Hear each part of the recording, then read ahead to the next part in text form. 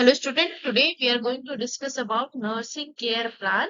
तो nursing care plan क्या होता है, क्या क्लिनिकल इम्पोर्टेंस होती है, कैसे इसे फॉर्मुलेट करते हैं, इस वीडियो में इसके बारे में आज हम जानेंगे। NCP. NCP is a stand for Nursing Care Plan. N stand for nursing, C for care and P stand for plan. तो in total nursing care plan में हमें 7 पॉइंट पे फोकस करना होता है, या फिर आप कह सकते हो 7 स्टेप पे फोकस करना होता है। सबसे पहला स्टेप है हमारा असेसमेंट, देन डायग्नोसिस, एम और goal, planning, implementation, rationalization and evaluation. Means ये स्टेप बाय स्टेप एक सिस्टमैटिक प्रोसेस होता है जिसकी हेल्प से हम पेशेंट को क्वालिटी केयर प्रोवाइड करते हैं। ओके, सबसे पहला स्टेप है असेसमेंट। असेसमेंट क्या होता है? Assessment assessment nursing care plan का सबसे फर्स्ट स्टेप होता है, जिसमें जो हेल्थ केयर प्रोवाइडर होता है अपनी क्रिटिकल थिंकिंग से, अपनी स्किल मेथड से क्या करता है, पेशेंट के प्रॉब्लम को आइडेंटिफाई करता है। साथ ही इसमें जो मेजर रोल होता है वो होता है डेटा कलेक्शन का। जितना इफेक्टिवली हम डेटा कलेक्ट करेंगे उतने अच्छे से हम पेशेंट की प्रॉब्लम को असिस्ट कर पाएंगे, फाइंड आउट कर पाएंगे और डायग्नोस कर पाएंगे। सो इसमें जो डेटा कलेक्शन होता है दो टाइप से होता है। सबसे पहले subjective, then objective. Subjective data collection जो होता है वो बेसिकली क्या होता है, आप यहाँ पे अगर फोकस करेंगे तो सब्जेक्टिव डेटा कलेक्शन में सब्जेक्ट वर्ड यूज हो रहा है। Subject means patient. तो यहाँ पे ऐसी कंडीशन या ऐसी प्रॉब्लम जो पेशेंट हमें खुद से बताए, मींस जो हम खुद से आइडेंटिफाई ना कर पाए, हम बाय ऑब्जर्वेशन उस चीज को आइडेंटिफाई ना कर पाए, हमें पेशेंट बताए, यानी पेशेंट इंफॉर्मेशन से, पेशेंट डिटेल से जब हम किसी भी डेटा को गैदर करते हैं तो उसको हम सब्जेक्टिव डेटा कहते हैं। साथ ही साथ सेकेंड हैंड में क्या है, objective data. O for objective and O for observation.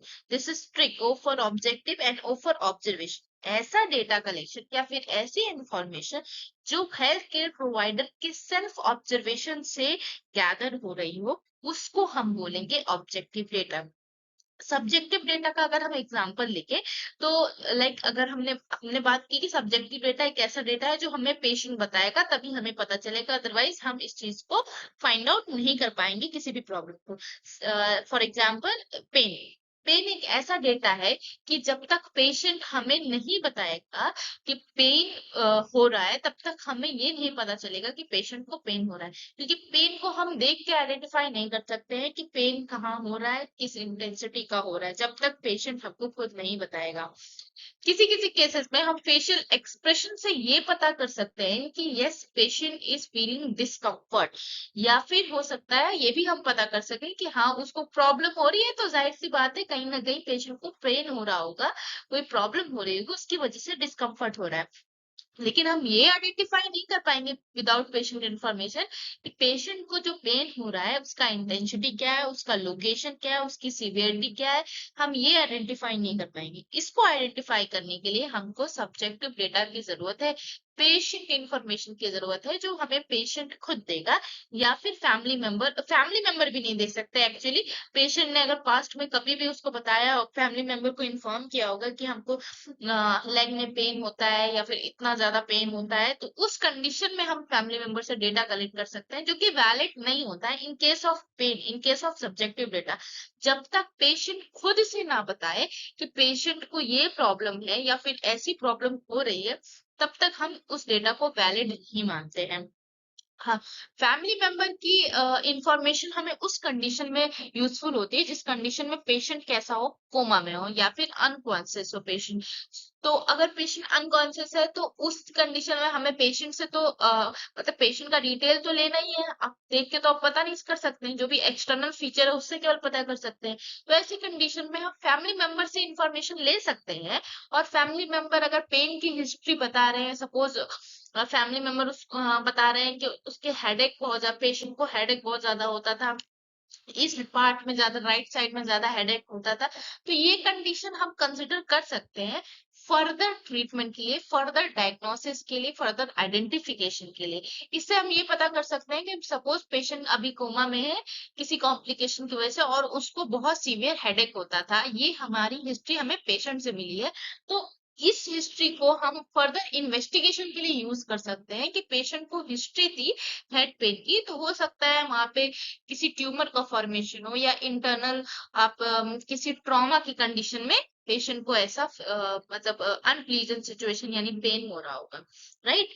जबकि दूसरे साइड में अगर आप देखें तो सब्जेक्टिव डेटा में ऐसा डेटा होता है जो हम खुद से ऑब्जर्व कर सकते हैं, मतलब जो नर्स होगी वो खुद से ऑब्जर्व करके उसको डायग्नोस करेगी।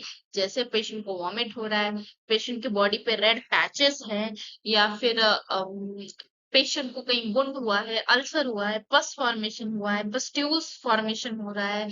चिकन पॉक्स में आप देखते हैं कि पुस्ट्यूल का फॉर्मेशन हो जाता है, ब्रेकडाउन अगर हुआ है, स्किन ब्रेकडाउन हुआ है, तो ये सारी चीजें हम ऑब्जर्व करके देख के बता सकते हैं। Okay, next diagnosis. डायग्नोसिस क्या होता है? डायग्नोस जैसे हमारा असेसमेंट जो इनिशियल पार्ट होता है, सबसे फर्स्ट पार्ट होता है, वैसे डायग्नोसिस हमारा सेकंड पार्ट होता है, लेकिन मोस्ट इम्पॉर्टेंट पार्ट होता है हमारा नर्सिंग केयर प्लान का। अगर हमारी डायग्नोसिस अच्छे से फ्रेम नहीं होगी, अच्छे से फॉर्म नहीं होगी, तो हम पेशेंट की प्रॉब्लम को रिजॉल्व नहीं कर पाएंगे। तो बेसिकली डायग्नोसिस क्या होता है? एक फ्रेमवर्क होता है, या आप कह सकते हैं एक स्टेटमेंट होता है, जो कि हमें पेशेंट की प्रॉब्लम के बारे में बताता है, प्रॉब्लम किस वजह से अराइज हुआ है उसके बारे में बताता है, और प्रॉब्लम जिस वजह से अराइज हुआ है तो उस प्रॉब्लम का एसोसिएटेड सिम्टम या कैरेक्टरिस्टिक्स, क्या क्या कैरेक्टरिस्टिक्स अपीयर हो रहे हैं पेशेंट में, उसके बारे में बताता है। वैसे डायग्नोसिस बहुत टाइप की होती है, लेकिन हमें मेन फोकस करना है हमारी क्लिनिकल डायग्नोसिस पे, जिसको हम नर्सिंग डायग्नोसिस भी बोलते हैं। अगर बात करें कि नर्सिंग डायग्नोसिस का फॉर्मुलेशन कैसे होता है, तो सबसे पहले आप देखें, यहाँ पे मैंने येलो से हाईलाइट किया है, ग्रीन से भी हाईलाइट किया है।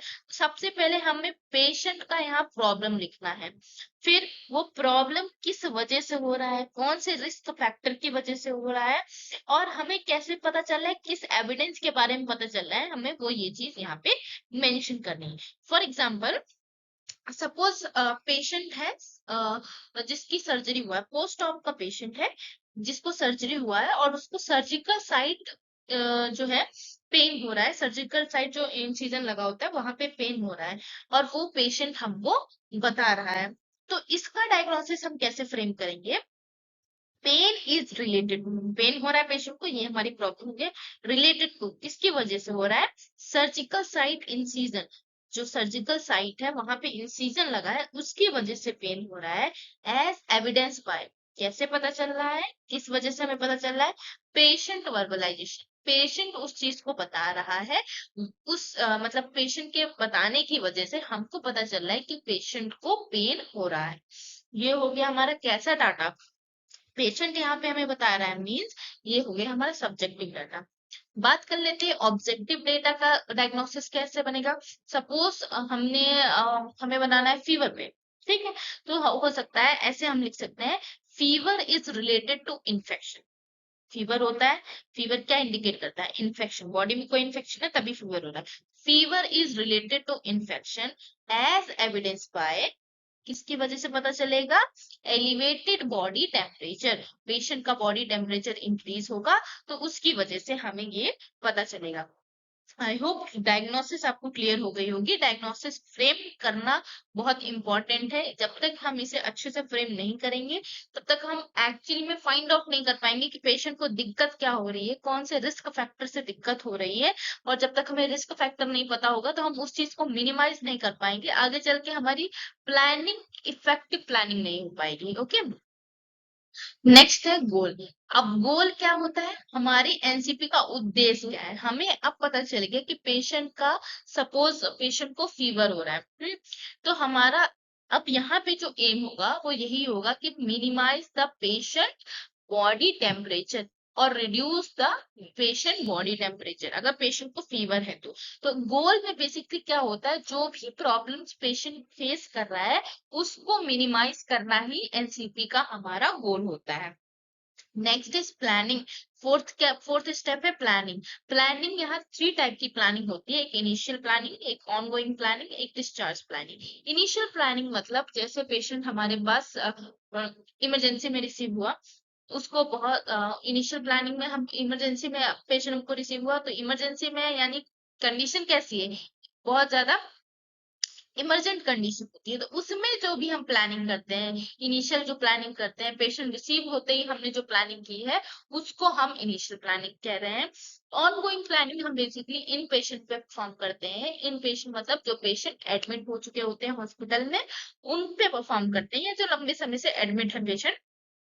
डिस्चार्ज प्लानिंग, जो पेशेंट डिस्चार्ज होने वाले होते हैं उनके रिगार्डिंग जो प्लानिंग होती है उसको हम डिस्चार्ज प्लानिंग कहते हैं। ओके, जो प्लानिंग होनी चाहिए वो प्रायोरिटी के बेसिस पे होनी चाहिए। मींस कि सपोज हमारे पास, एग्जाम्पल लेते हैं, दो पेशेंट है, दोनों पेशेंट को सीवियर मैसिव ब्लीडिंग हो रही है, और जिसमें से पेशेंट एक का रेस्पिरेट जो है वो रेस्पिरेशन इनिशिएट नहीं हो पा रहा है, यानी पेशेंट ए जो है वो सेल्फ ब्रीथिंग नहीं कर पा रहा है, जबकि पेशेंट बी सेल्फ ब्रीथिंग कर पा रहा है लेकिन उसको सीवियर ब्लीडिंग हो रही है। ओके, तो दोनों ही कंडीशन में हमारा जो एक्शन होगा प्लानिंग का वो अलग अलग होगा। पेशेंट एक ही कंडीशन में अगर पेशेंट का सीवियर ब्लीडिंग हो रहा है लेकिन वो सांस नहीं ले पा रहा है, तो उस कंडीशन में हमको सबसे पहले हमें एयरवे क्लीन करना है।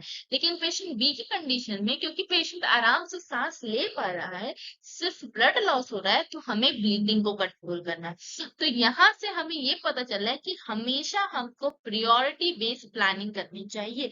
जो प्लानिंग होना चाहिए वो प्रायोरिटी बेस्ड प्लानिंग होनी चाहिए। अगर हम नहीं करेंगे तो क्या होगा? सपोज पेशेंट को क्या है, रिस्पायरेशन वाला अरेस्ट है, रिस्पायरेटरी अरेस्ट है, पेशेंट ब्रीथ नहीं कर पा रहा है, उस कंडीशन में अगर हम ब्लीडिंग को पहले रोकने लगेंगे तो पेशेंट का क्या होगा? पेशेंट इनिशिएट नहीं कर पाएगा breathing, oxygen saturation level fall हो जाएगा, जिसकी वजह से क्या होगा? पेशेंट के ब्रेन में कम ऑक्सीजन जाएगा, ब्रेन डेथ, और सिंपली आप कह सकते हो डेथ की जैसी कंडीशन अराइज हो सकती है पेशेंट में।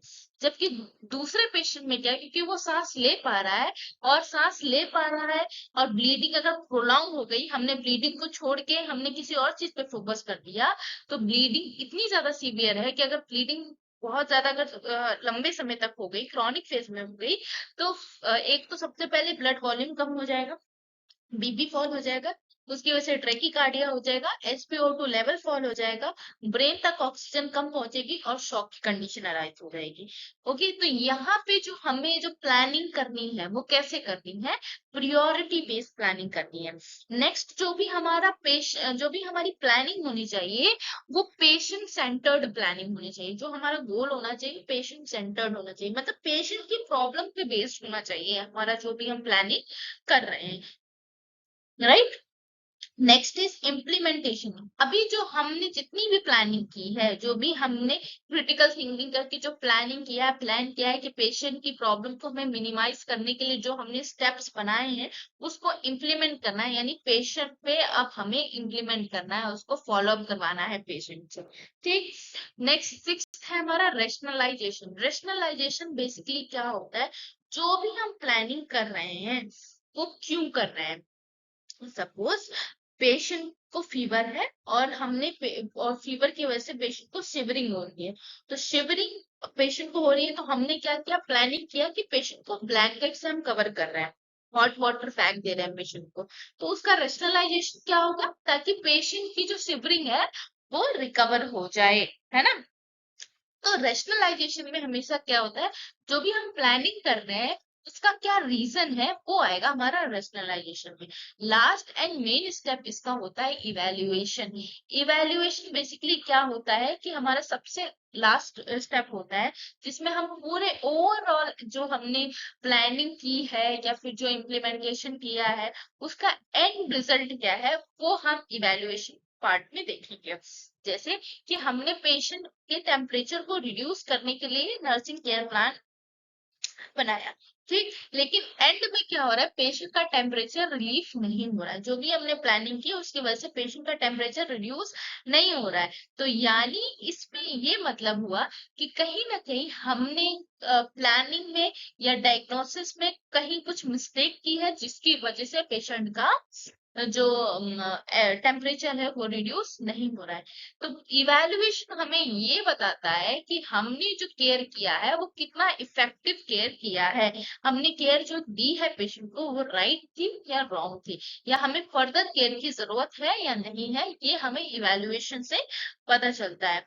नेक्स्ट ये मैंने फॉर्मेट बनाया है, जैसे हर चीज का फॉर्मेट होता है, वैसे एनसीपी का भी फॉर्मेट होता है। सबसे पहले असेसमेंट, जो ऑलरेडी हम देख चुके हैं, सब्जेक्टिव ऑब्जेक्टिव डेटा मेंशन करेंगे, नर्सिंग डायग्नोसिस जो हमने फ्रेम किए वो यहाँ पे मेंशन करेंगे, देन गोल को मेंशन करेंगे, क्या आपका गोल है उस एनसीपी के रिगार्डिंग, फिर हम सेट ऑफ प्लानिंग करेंगे, फिर उस प्लानिंग को हम इम्प्लीमेंट करेंगे पेशेंट के ऊपर, उसका रेशनलाइजेशन मेंशन जरूर करेंगे कि हम ये किस चीज के लिए कर रहे हैं, then at the end evaluation में हम उसको मेंशन करेंगे। सपोज पेशेंट टेम्परेचर अगर रिड्यूस हो गया है तो पेशेंट टेम्परेचर इज रिड्यूस्ड, अगर नहीं हुआ है तो नॉट रिड्यूस्ड, तो नहीं हुआ है तो हमें दोबारा से डायग्नोसिस, गोल, प्लानिंग, ये सारी चीजें करनी होगी। मतलब इधर हमने कहीं ना कोई मिस्टेक की है जिसकी वजह से इवेल्युएशन हमारा डिजायर नहीं आ रहा है।